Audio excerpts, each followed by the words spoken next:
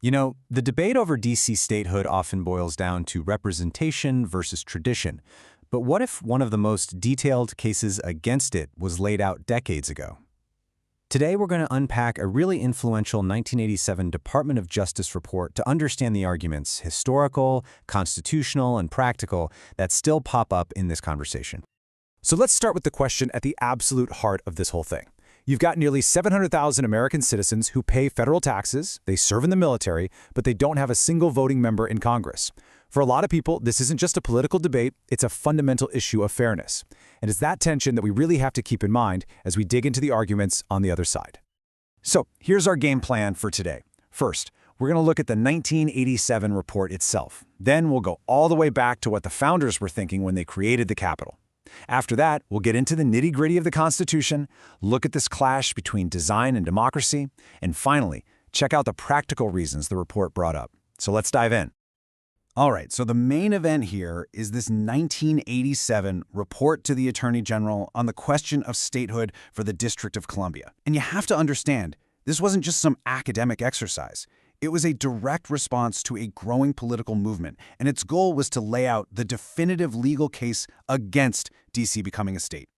And the report really doesn't pull any punches. It gets right to the point. It basically says that making D.C. a state would completely undermine the whole point of a federal district. It would go against everything the founders wanted, and, this is the big one, you couldn't even do it without a full-blown constitutional amendment. These three ideas are the bedrock of its entire argument. So, to really get what the report is arguing, we have to rewind the clock. Why on earth did the founders think it was so critical to create a capital city that was completely separate from any state? What were they so worried about? Well, the report points to one specific, pretty dramatic event, the Philadelphia Mutiny of 1783. You had unpaid soldiers who were angry, and they actually surrounded and threatened the members of Congress. When the state of Pennsylvania basically refused to step in and protect them, the founders had this huge realization. The federal government could never, ever be dependent on a state for its own safety. That fear is what led directly to this idea of a neutral territory, a federal district under the exclusive control of Congress. Okay, now this part is wild. The report makes a huge point based on grammar. Seriously.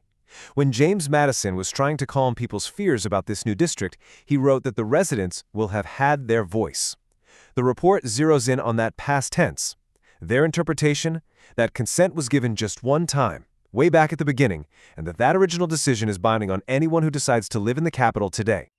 So, with that historical context set, let's shift gears and look at the legal heart of the report's argument. How did they read the actual words of the Constitution to build their case? It all comes down to this single piece of text, the District Clause. It gives Congress the power to exercise exclusive legislation in all cases whatsoever. Now, for the authors of this 1987 report, that word exclusive is everything. It's absolute. It means Congress and only Congress has total authority over the district. And here's where they take it a step further. The report claims this exclusive authority isn't just total, it's permanent, it's unbreakable. Congress can't just decide to give it up. They can't carve out a new state from the district's land, and they can't even give the land back to Maryland, which is a process called retrocession. In their view, the Constitution locked Congress into controlling the entire district forever, and only a brand new amendment could possibly change that. Okay, so this brings us to the real philosophical showdown at the center of all this. Is DC's situation a clear case of democracy being denied, or is it actually a deliberate, intentional feature of the way our government was designed? The report, as you can probably guess, argues for the second one.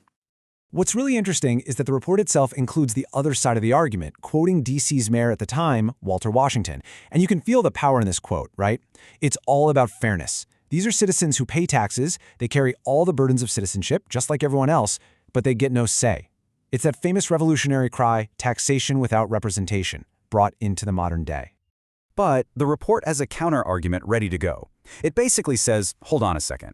Yes, D.C. residents have the burdens of citizenship, but they also get a ton of unique federal benefits that no state gets.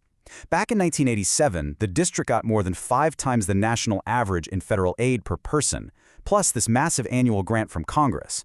So the report's conclusion is that this special financial treatment is the trade-off for not having voting representation. So the report doesn't stop with just history and constitutional law.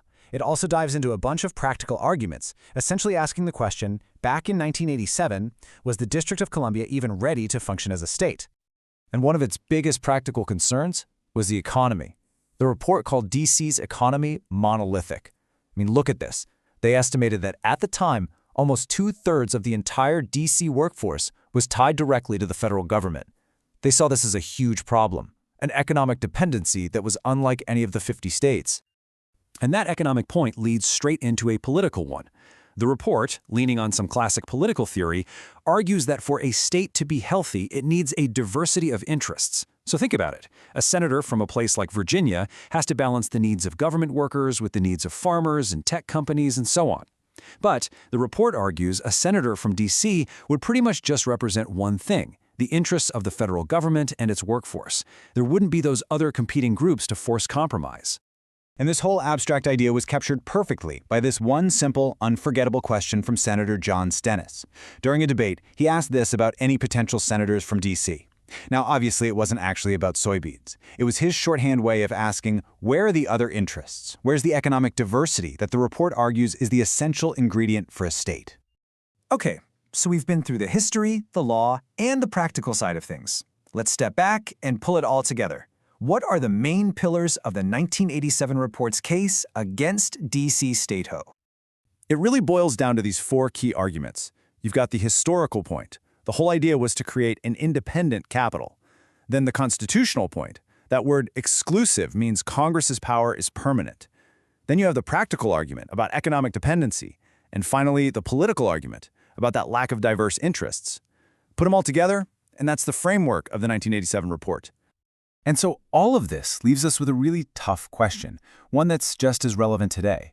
The 1987 report gives one very detailed answer based on its reading of history and the law, but the core conflict is still there.